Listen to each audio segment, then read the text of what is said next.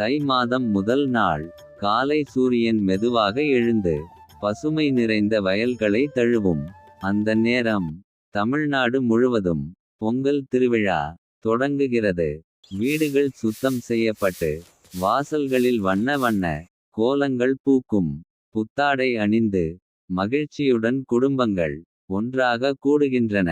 புதுப்பானையில் பால் பொங்க பொங்கலோ பொங்கல் என்ற ஆனந்த குரல் ஊர் எங்கும் ஒலிக்கிறது. உழைப்பின் பலனை சூரியனுக்கு நன்றி கூறி வணங்கும் தருணம் அது. உழவனின் மாடுகளுக்கும் அன்பும் மரியாதையும் செலுத்தும் மாட்டுப் பொங்கல் தமிழர் பண்பாட்டின் உயிர்.